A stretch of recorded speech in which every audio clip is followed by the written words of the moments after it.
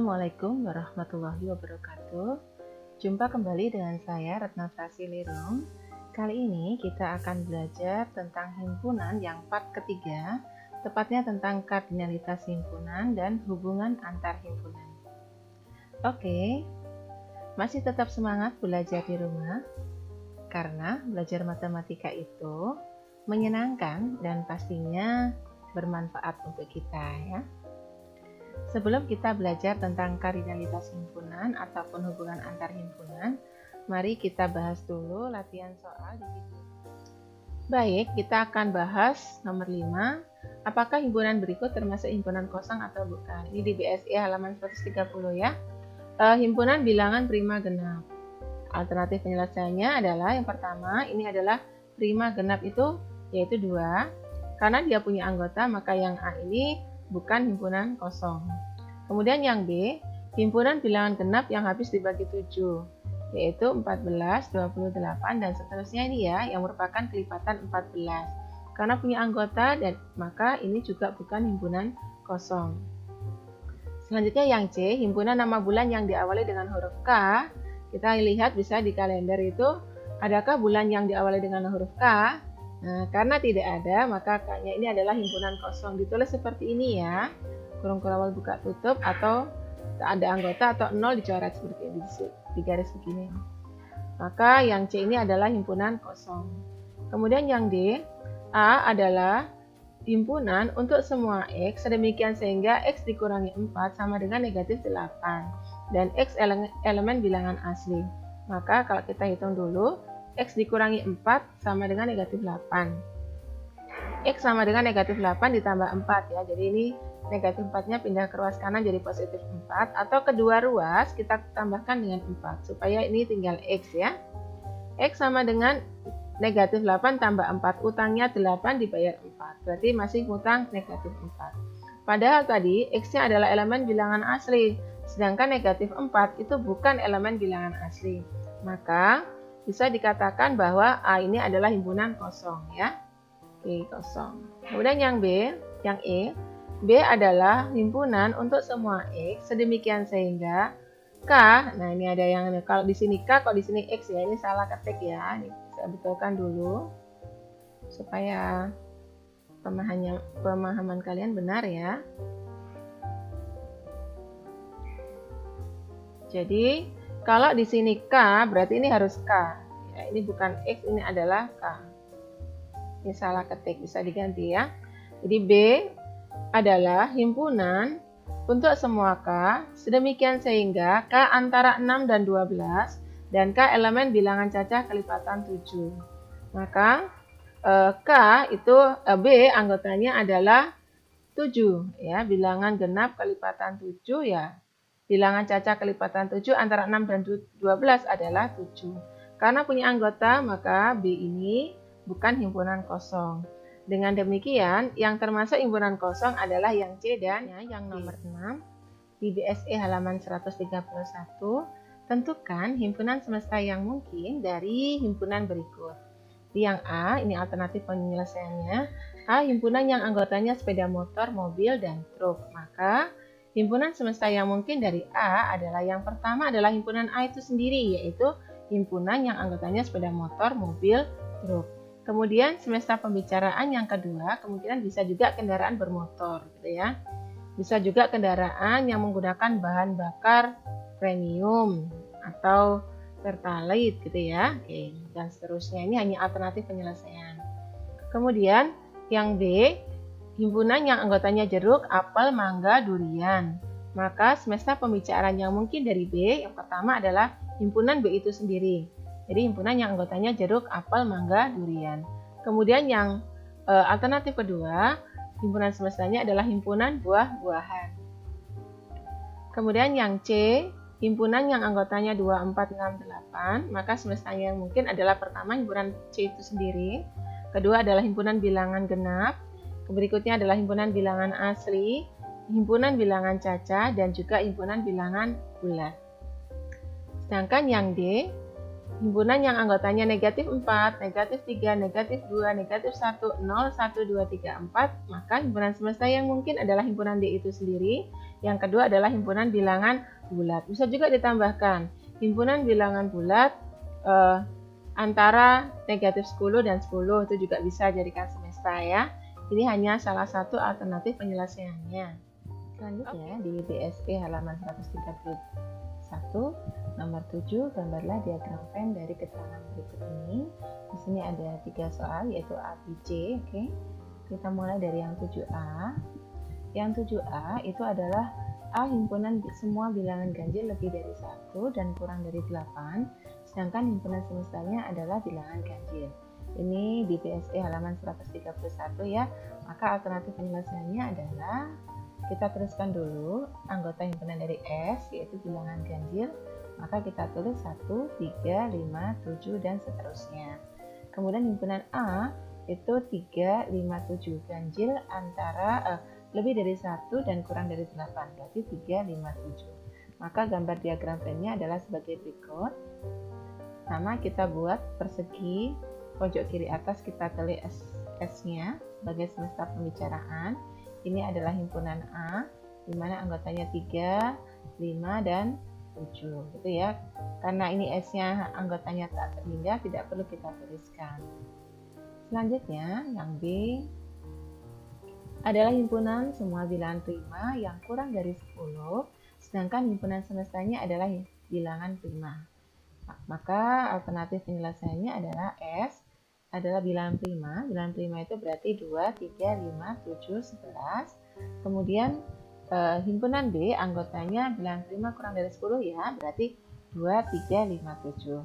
Maka menggambarkan diagram Venn-nya adalah kita gambar dulu persegi, pojok kiri atas kita tulis semestanya himpunan S. Kemudian di dalamnya ada himpunan B, anggotanya adalah 2, 3, 5, dan 7. Karena S himpunannya tak berhingga, maka tidak perlu kita tulis ya. Selanjutnya yang nomor 7C adalah himpunan huruf vokal, sedangkan himpunan semestanya adalah huruf abjad Latin. Maka alternatif penyelesaiannya adalah kita tuliskan dulu anggota himpunan S yaitu A, B, C, D, E sampai dengan Z karena huruf abjad Latin. Kemudian C-nya himpunan yang anggotanya A, I, U, E, O. Maka diagram Venn-nya adalah sebagai berikut. Kita gambarkan segi 4 ya. Pojok kiri atas kita tuliskan S. Di dalamnya kita buat kurva sederhana, kurva tertutup. Kita beri nama himpunan C. Kemudian anggota C adalah A, I, U, E, O. Ya. Kemudian yang selain anggotanya C, tapi anggotanya S kita tuliskan di luar C di dalam S ya. Yaitu B, C, D, E, ini enggak ya, ini sudah masuk F, G, H, J, K, L, M, N, P, Q, R, S, T, V, W, X, Y, dan Z gitu ya. Jadi menuliskannya pokoknya di luar C dan di dalamnya S. Oke, selanjutnya kita bahas tentang video kali ini tentang materi kardinalitas himpunan ya. Kardinalitas himpunan itu adalah banyaknya anggota suatu himpunan. Dan banyaknya anggota suatu himpunan itu dinyatakan dengan NA. Jadi ini dibaca banyaknya anggota himpunan A atau kardinalitas A.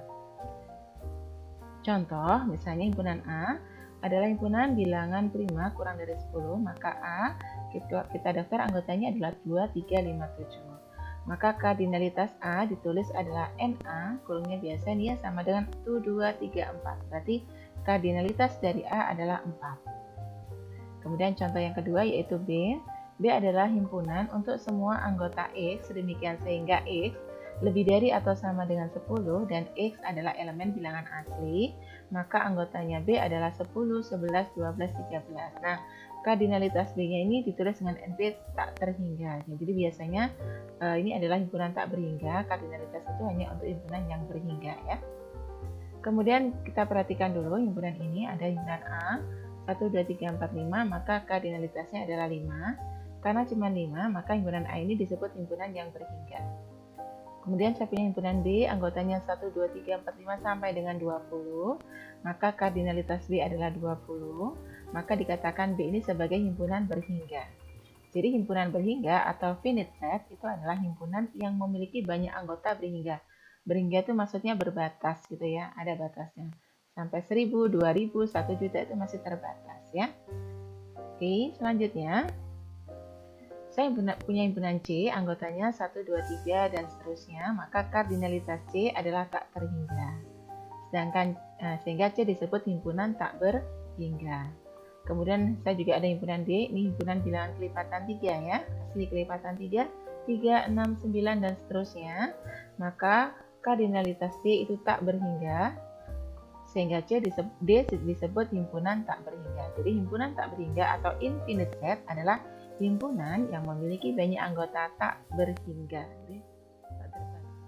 Selanjutnya kita akan belajar tentang hubungan antar himpunan. Ada beberapa ya. Yang pertama adalah himpunan bagian. Di dalamnya nanti ada himpunan kuasa juga. Kemudian yang kedua tentang himpunan saling lepas. Ketiga, himpunan yang berpotongan. Keempat, himpunan yang ekuivalen. Dan yang kelima adalah himpunan yang sama. Kita akan bahas tuntas semuanya. Mari kita bahas satu persatu biar lebih jelas. Himpunan bagian. Yang pertama, himpunan bagian contoh ya, ini ada himpunan A anggotanya 1, 2, 3, himpunan B anggotanya 4, 5, 6, C yang himpunan anggotanya 1, 2, 3, 4, 6. Kalau kita lihat dari ketiga himpunan ini, ternyata semua anggota himpunan A itu termasuk ke dalam C ya. Satu ada D, yang A ini masuk ke C, jadi semua anggota A masuk ke C. Maka dikatakan bahwa A itu adalah himpunan bagian dari C. Kita tulis A subset dari C atau C superset dari A. Yang 4, 5, 6 yang B, nah ini bukan himpunan bagian dari C karena ada anggota yang tidak termasuk di dalamnya yaitu 5 ya. Oke, bisa kita simpulkan bahwa himpunan A merupakan himpunan bagian dari C jika setiap anggota A juga menjadi anggota C dan dinotasikan dengan A subset dari C atau C superset dari A. Kemudian, untuk lebih jelas lagi, A, himpunan yang anggotanya 1, 2, 3, maka himpunan dari A itu apa saja? Yang pertama adalah himpunan kosong. Jadi, himpunan kosong itu merupakan himpunan bagian dari semua himpunan ya. Jadi, setiap himpunan bagian pasti di dalamnya ada himpunan kosong ya. Dan ini ada satu himpunan kosong, kemudian yang terdiri dari satu anggota ada 3 himpunan. Kemudian yang terdiri dari 2 anggota, yaitu 1, 2, 1, 3, 2, 3 ini ada 3 himpunan juga. Jadi ada 3 himpunan yang banyak anggotanya 2. Kemudian ini yang anggotanya 3 ada 1. Ya, ada 1 himpunan yang banyak anggotanya 3. Jadi himpunan kuasa dari A, ya, himpunan kuasa dari A itu disimbolkan dengan P kurung A gitu ya. Ini dibaca himpunan kuasa dari A. Artinya adalah semua himpunan bagian dari suatu himpunan. Jadi ya kosong, mulai kita kosong. Kemudian himpunan yang terdiri dari 1 anggota, 3 himpunan, terdiri dari 2 anggota dan terdiri dari 3 anggota. Jadi semua himpunan bagian dari A itu kita tuliskan menjadi 1, itu namanya himpunan kuasa dari A. Jadi banyaknya himpunan kuasa dari A itu disimbolkan dengan N kurung P kurung A dikurung gitu ya, tutup. Maka di sini banyaknya himpunan kuasa dari A ada 8 ya. Atau bisa juga disampaikan banyaknya himpunan bagian dari himpunan A, itu juga termasuk banyaknya himpunan kuasa ya. Jadi, himpunan kuasa dari A itu disimbolkan dengan P dalam kurung A adalah semua himpunan bagian dari A.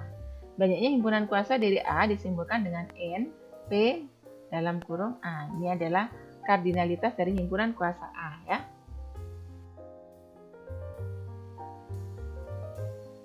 Selanjutnya kita perhatikan himpunan B anggotanya 4, 5, 6. Kemudian C himpunan anggotanya 1, 2, 3, 4, 6. Kalau kita lihat di sini, apakah setiap anggota B termasuk di dalam anggota himpunan C? 4 ini termasuk. 5 kan tidak ada di C ya.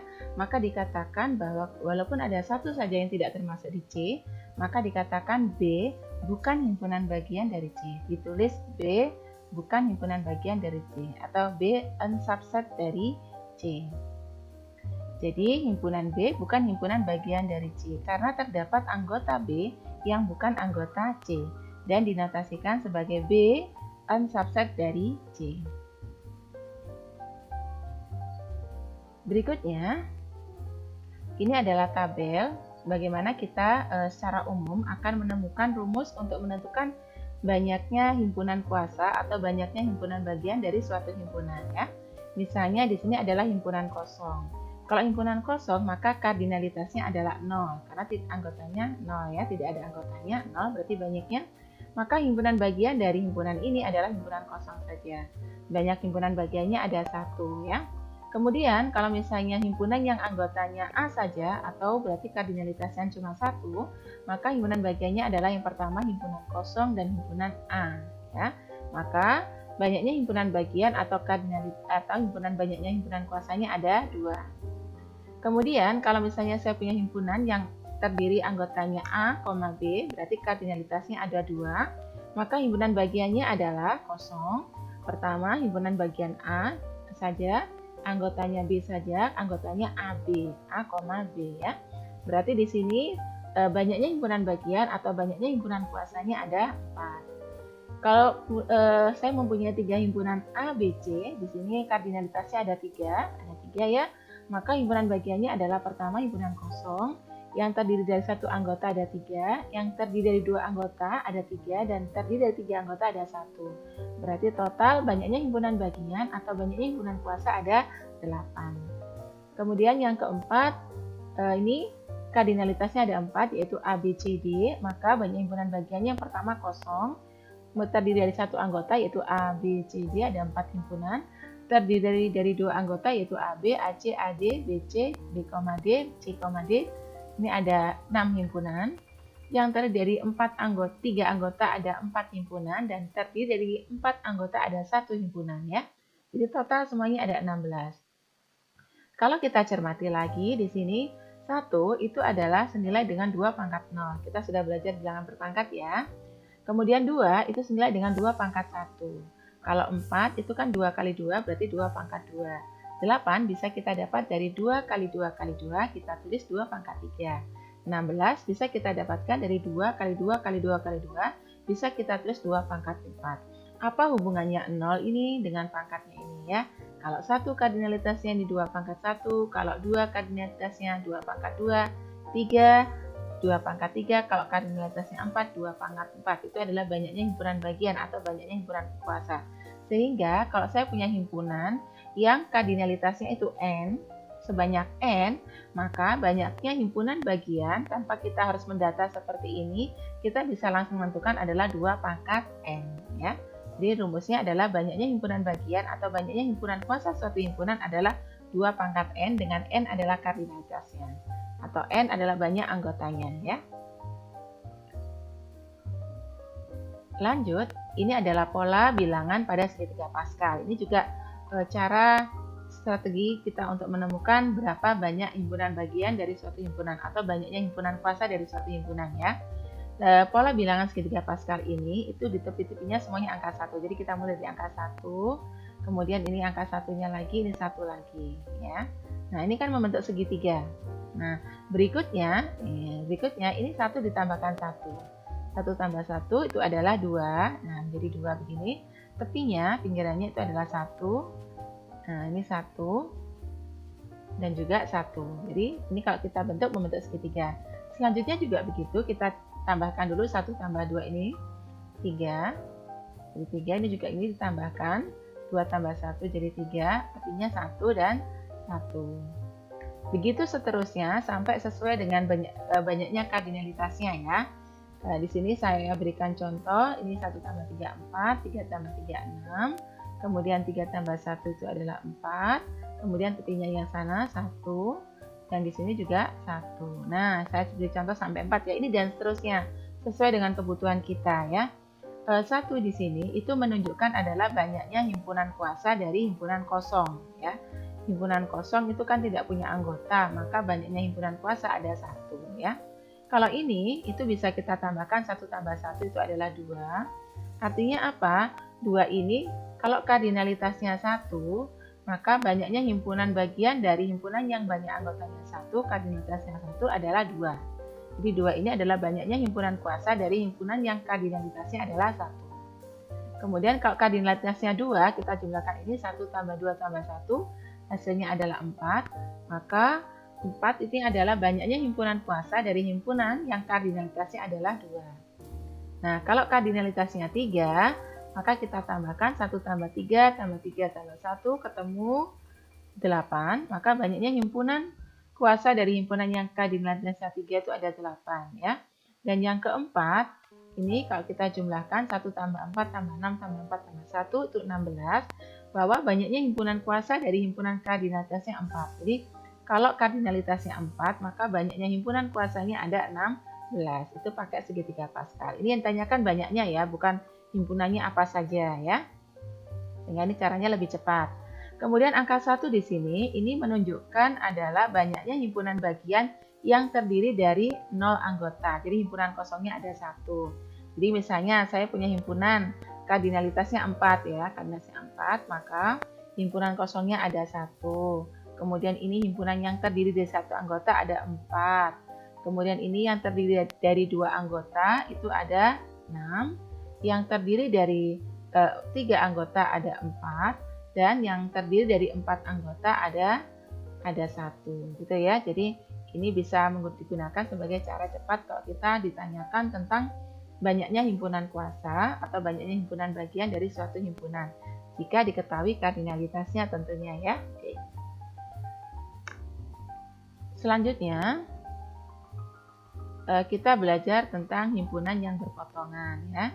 Contoh, saya mempunyai himpunan S, ini semestanya adalah 1, 2, 3, 4, 5 sampai dengan 10.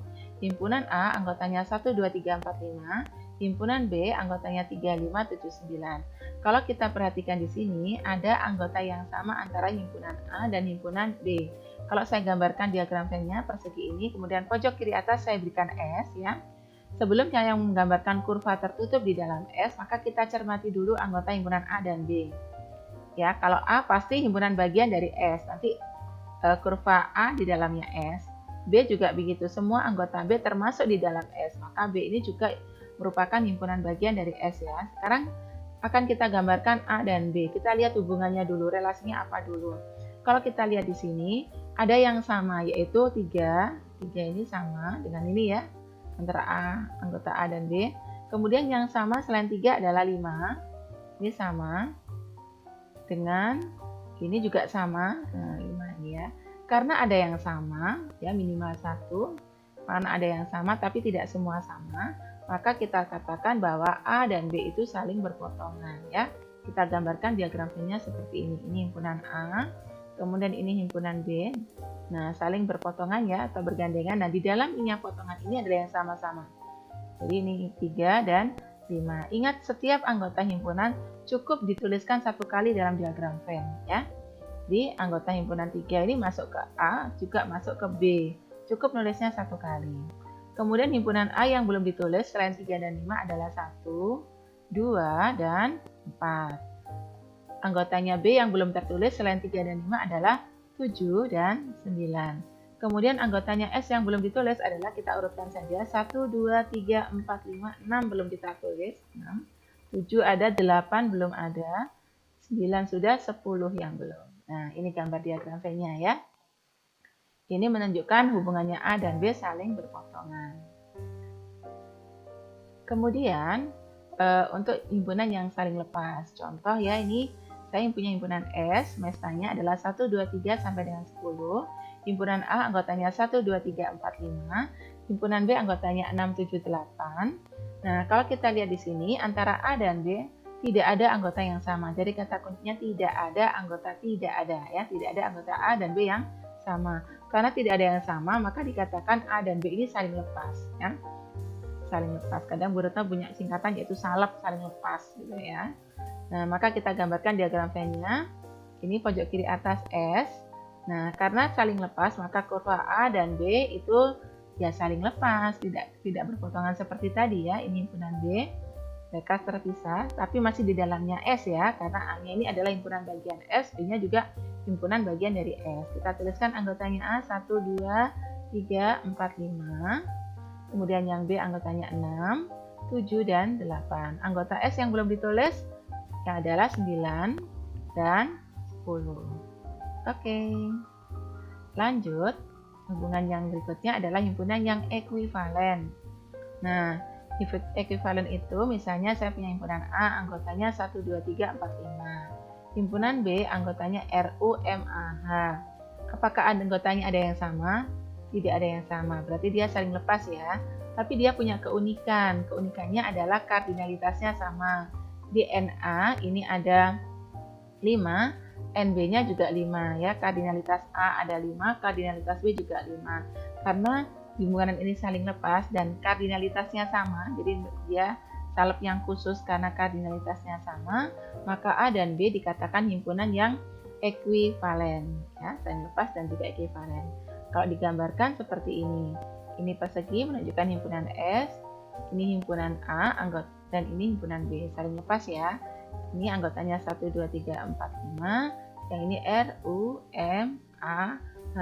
Menuliskannya terserah asalkan di dalam kurva B ya, ini juga di dalam kurva A. Berikutnya, hubungan berikutnya adalah himpunan yang sama. Nah, contoh saya punya himpunan A, anggotanya RODA. Punya himpunan B, anggotanya DORA. Kalau kita perhatikan dengan seksama, ternyata R ini anggotanya sama, O juga sama, D, A sama. Jadi semua anggota himpunan A dan B, kata kuncinya adalah semua anggota himpunan A dan B itu sama. Maka dikatakan himpunan A dan B sama.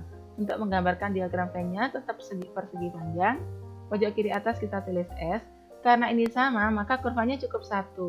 Tapi namanya 2 yaitu A dan B. Kemudian di dalamnya RODA. Gitu ya. Nah, jadi kesimpulannya kita sudah belajar tentang kardinalitas himpunan dan juga hubungan antar himpunan. Kardinalitas himpunan itu tadi banyaknya anggota suatu himpunan ya. Di dalam kardinalitas himpunan itu ada himpunan berhingga dan himpunan tak berhingga, finite set dan infinite set. Biasanya kardinalitas ini hanya untuk finite set saja ya. Tapi kalau infinite gimana ya? Kita atur saja tak berhingga anggotanya. Kemudian hubungan antar himpunan, ada beberapa hubungan antar himpunan, ada 5 yang kita sudah bahas, yaitu himpunan bagian, himpunan yang saling lepas, himpunan yang berpotongan, himpunan yang sama, dan himpunan yang ekuivalen. Oke, selanjutnya untuk memantapkan pengetahuan kalian, silakan dikerjakan latihan soal ini ya. Ini di Ayo Kita Berlatih 2.4 di BSE halaman 139 yang nomor 1 saja. Kemudian di Ayo Kita Berlatih 2.5 di BSE halaman 144, ini nomor 2 saja. Kemudian yang terakhir di Ayo Kita Berlatih 2.5 di BSE halaman 148, cukup dikerjakan nomor 5. Jadi ada 3 soal ya. Oke, silakan dikerjakan anak-anak. Kalian adalah anak-anak yang hebat. Jadi tetap semangat. Jadi manjada wajada, tetap jadi kita harus yakin. Pertama tuh yakin dulu kita punya niat untuk meraih cita-cita kita, dan ikhtiarnya juga harus maksimal, dan jangan lupa terus berdoa ya, memohon kekuatan kepada Allah agar kita bisa melakukan segala upaya untuk mencapai cita-cita kita. Terima kasih, sampai jumpa di video selanjutnya. Wassalamualaikum warahmatullahi wabarakatuh. See you.